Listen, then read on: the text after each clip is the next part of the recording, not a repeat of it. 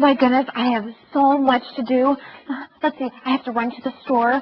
I have all my studies I need to do. I have laundry to do. Oh, there's just so much to do. And my parents are coming. Miss Rebecca Brittingham here. Oh, who are you? Well, you have a little message right here, and I believe some flowers to go with it. Wait, stop and smell the roses? What does that mean? Oh, the roses. Oh, these are wonderful. Thank you. I love roses. Oh, this is wonderful just to stop, relax. You know, life isn't that bad. Hey, let's continue with our lesson.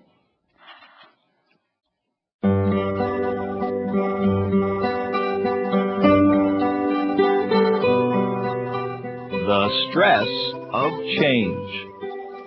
Make sure you get enough sleep.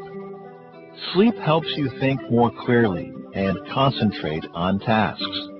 So, getting a good night's sleep will improve your productivity more than working until 2 a.m. Care for your health. Exercise every day, even if you only go for a short walk. Eat healthy food. Caffeine and sugar can provide short-term energy, but they may set you up for a crash later. Change is challenging. However, it can make you stronger and lead to a better life.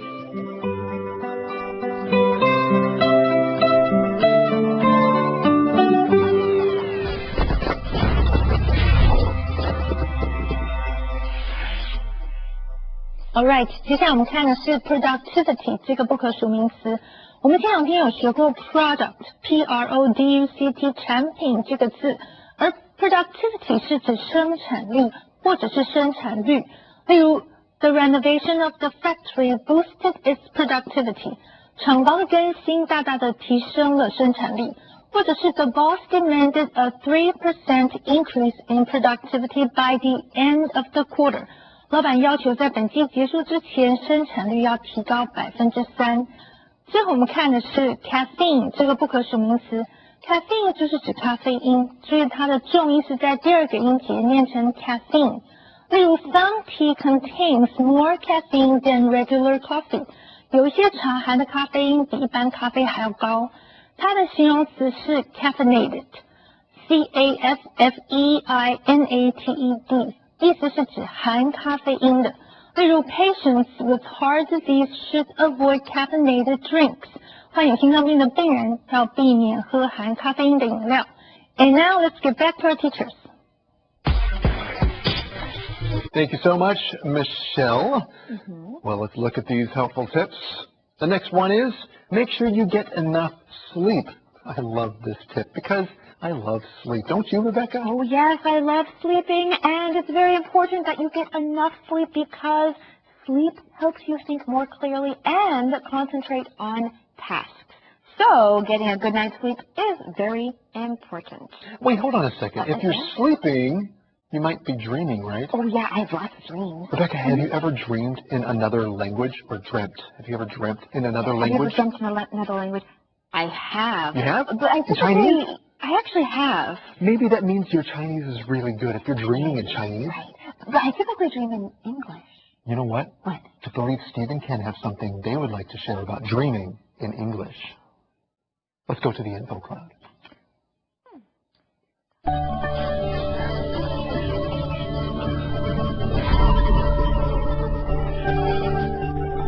Hello, friends. Have you ever dreamed in a foreign language? Yes, in Chinese, and I think I was super fluent. But I wonder, was it really Chinese, or was it just something my brain made me think was Chinese? I don't know about that, but people who are into dream interpretation say it might be a message from your subconscious that you don't yet understand. Others say dreaming in a foreign language is a linguistic milestone. If you begin to study English, for example, and then later you have a dream in English, it means you've reached a certain level of fluency. Congratulations, you've had the dream. So, this would confirm that when you interact with English, you are processing more information than your conscious mind can absorb, indicating there's a lot more English in your brain than you realize. That's great, but now the question is, how do we recall all that foreign language that's stuck in our heads? Well, one professor in Germany discovered that when he runs small amounts of electricity through people's brains while they sleep, it increases their dream memory retention by 8%. But don't try that at home. 不知道你有没有做梦梦到你在讲流利的英文？有的话，那是代表什么呢？有些人认为那是代表你的 subconscious 潜意识在传达某种讯息，也有人认为你的英文程度已经来到一个 linguistic milestone 语言学习的里程碑，因为你头脑里头的英文或许比你想象的还要多。其实我们只要时常使用英文，多读、多写、多听、多说，我们拥有的英文一定会比我们认知的还要多。只是要如何从头脑中挖掘出来，还是个大问题。这就是今天的 Info Cloud， 我们下次云端见。Thank you, guys. And yes, I typically dream in English, but, Dave, as I mentioned earlier, there were a couple of times I dreamt in Chinese, and it kind of scared me. It shouldn't scare you. I'm dreaming in Chinese? That could be a good sign that your Chinese is improving. Yes. That's great. You're right, Gabe. Well, let's continue learning about this very last tip. We read, care for your health. That is, take care of your health. Exercise every day, even if you only go for a short walk. That's a good point. Yes. Yeah, because a lot of people think, I'm not going to do anything because basically the most I can do is go for a short walk. But that's a good thing. Even if you can only go for a short walk, do it. That's right, and eat healthy food. Caffeine and sugar can provide short-term energy, but they may set you up for a crash later. There's a couple things we'd like to talk about in this sentence, starting with to set you up for. To set you up for. What's that all about? Well, it could be positive or negative, but usually when I use this phrase, it's negative. 有一点陷害的意思. So something like caffeine might feel good, it might make you feel very energized in the moment, but then later you feel like you have no energy. So it sets you up for something bad, right? So for another example, some things might set you up for failure. If you never study and you never do your homework, that will set you up for failing your test. And here's a positive way to use this phrase. Okay. Some people say that breakfast sets you up for the day. It gives you the strength and energy for the day. Well, anyway, let's talk about this other word that you see in the lesson, and that is crash. What is a crash? That is just when you get really tired and you lose your energy all of a sudden. And so that's why some people say you should eat an apple instead of drinking a cup of coffee, because you might crash quickly after you drink a cup of coffee, but an apple will keep you energized for longer. All right, friends, these are great tips for how to deal with stress. And right now it's time for a review skit. That's funny, review skit. I'm not joking.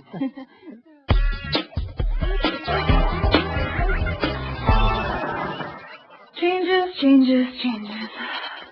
Oh, you're back.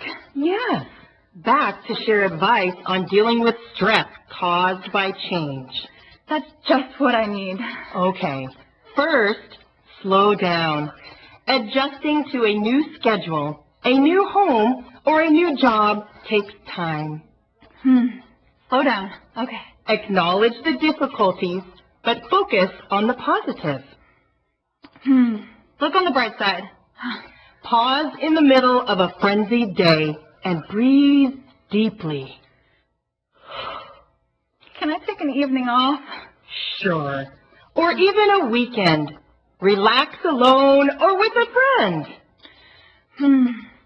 Breathe.